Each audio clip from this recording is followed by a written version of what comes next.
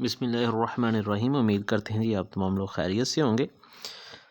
آج ہم آپ کے ساتھ ڈسکس کرتے ہیں جی ریاست مدینہ کا قیام 6 کلاس کا تیسرا چیپٹر ہے، اس کا دوسرا جو ہے وہ جز ہے۔ تو چلیے سب سے پہلے MCQs جو ہیں ان کو دیکھتے ہیں۔ تو پہلا سوال ہے، انتہائی مالدار صحابہ کرام رضی اللہ عنہ میں شمار ہوتے ہیں حضرت عبد الرحمن بن عوف۔ تیسرا جواب درست ہے۔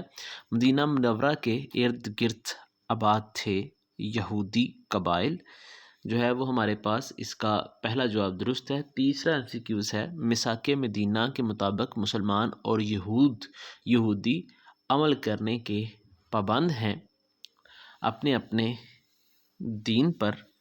تو چوتھا MCQs ہے ہمارے پاس، خانہ کعبہ کی طرف رخ کرنے سے پہلے نماز پڑھی جاتی تھی مسجد اقصیٰ کی طرف۔ پانچواں MCQs ہے، تحویل قبلہ کا حکم نازل ہوا 2 ہجری میں۔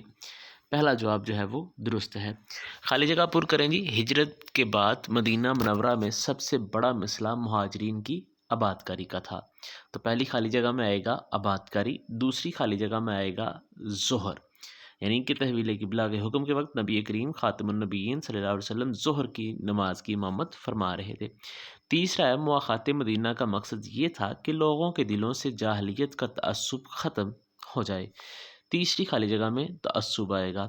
چوتھی خالی جگہ ہے جی، میثاق مدینہ کو امن عالم کا پہلا تحریری دستور کہا جاتا ہے، تو چوتھی خالی جگہ میں دستور آئے گا۔ پانچویں خالی جگہ ہے جی، تحویل قبلہ سے پہلے مسلمان بیت المقدس کی طرف رخ کر کے نماز ادا کرتے تھے۔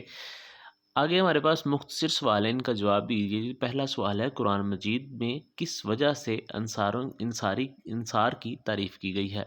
مہاجرین جو مدینہ منورہ آنے کے بعد خود کو تنہا محسوس کر رہے تھے، اپنے انصار بھائیوں کے اثار سے اس قدر متاثر ہوئے کہ اپنا وطن چھوڑنے کا غم بھول گئے۔ انصار اور مہاجرین میں محبت اور اتحاد کی مثال انسانی تاریخ میں نہیں ملتی۔ اللہ تعالیٰ نے ان کے اثار اور سخاوت پر قرآن مجید میں انصار صحابہ کی تعریف فرمائی ہے۔ دوسرا ہمارے پاس شارٹ کویسچن ہے، میثاق مدینہ میں اخراجات کی ذمہ داری کس پر ڈالی گئی؟ یہود اپنے اخراجات کے ذمہ دار ہوں اور مسلمان اپنے اخراجات کے، البتہ جنگ کی صورت میں دونوں فریق مل کر اخراجات برداشت کریں گے۔ تیسرا سوال ہے جی، میثاق مدینہ کی روشنی میں بیرونی حملے کی صورت میں کیا طے پایا؟ تو اگر کوئی بیرونی دشمن مسلمان یا یہود میں سے کسی ایک پر حملہ کرے گا تو دونوں مل کر اس کا مقابلہ کریں گے۔ چوتھا مختصر سوال ہے جی، ظہر کی نماز کی کس رکعت میں تحویل قبلہ کا حکم نازل ہوا؟ ظہر کی نماز کی تیسری رکعت میں تحویل قبلہ کا حکم نازل ہوا۔ تحویل قبلہ سے کیا مراد ہے؟ تحویل قبلہ سے مراد قبلہ کی تبدیلی ہے۔ مسلمان پہلے بیت المقدس کی طرف رخ کر کے نماز ادا کرتے تھے، پھر حکم ہوا اب خانہ کعبہ کی طرف رخ کر کے نماز ادا کریں۔ تو پہلا ہمارے پاس جو ہے وہ تفصیلی سوال ہے، میثاق مدینہ کے بارے میں آپ کیا جانتے ہیں؟ تو اس کا جواب جو ہے وہ ہمارے پاس آتا ہے جی، مدینہ منورہ کے ارد گرد بہت سے یہودی قبائل آباد تھے، وہ اہل مدینہ کے قریب ترین پڑوس تھے۔ یہ لوگ اگرچہ اپنے دلوں میں مسلمانوں سے دشمنی رکھتے تھے، لیکن کبھی کھل کر کسی جھگڑے یا محاذ رائی کا اظہار نہیں کرتے تھے۔ رسول اللہ خاتم النبیین صلی اللہ علیہ وسلم نے مسلمانوں کے درمیان عقیدے، سیاست اور نظام میں اتفاق کے ذریعے اسلامی معاشرے کی بنیاد مضبوط کر لی، تو غیر مسلموں کے ساتھ تعلقات کی طرف توجہ فرمائی۔ اس مقصد کے لیے خاتم النبیین صلی اللہ علیہ وسلم نے یہودیوں کے ساتھ ایک معاہدہ کیا جسے میثاق مدینہ کہا جاتا ہے۔ اس معاہدے میں انہیں دین و مذہب کی آزادی اور جان و مال کی حفاظت دی گئی۔ گویا میثاق مدینہ سے مراد یہودیوں کے ساتھ کیے جانے والا ایک معاہدہ ہے جس میں ان کے ساتھ پرامن اور خیر خواہی پر مشتمل زندگی گزارنے کا فیصلہ کیا گیا۔ معاہدے کے طے ہو جانے سے مدینہ منورہ اور اس کے اطراف کے علاقہ ایک حکومت بن گیا جس کا دارالحکومت مدینہ تھا۔ اس حکومت کے سربراہ نبی اکرم خاتم النبیین صلی اللہ علیہ وسلم تھے۔ امن و سلامتی کے دائرہ کو مزید وسعت دینے کے لیے نبی کریم خاتم النبیین صلی اللہ علیہ وسلم نے دوسرے قبائل سے بھی حالات کے مطابق اس قسم کے معاہدے کیے۔ میثاق مدینہ مسلمان اور یہود کے درمیان طے ہونے والا ایک تاریخی معاہدہ ہے۔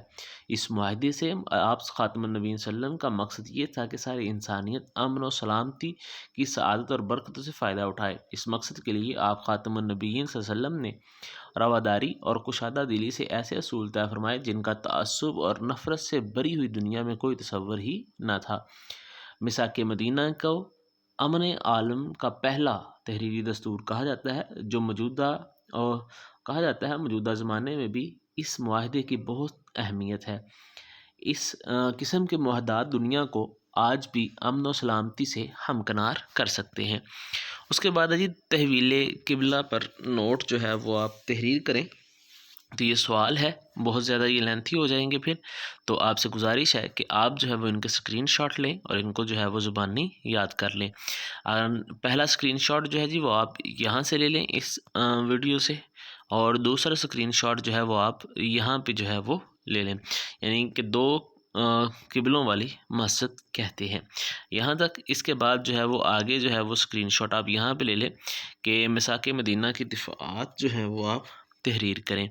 تو اس کے بعد جو ہے وہ آگے یہ جو ہے وہ 3 پوائنٹ ہیں جن کا آپ اسکرین شاٹ الگ سے لے لیں، تو یہ آپ کے پاس مکمل جو ہے وہ لانگ کویسچن تیار ہو جائیں گے۔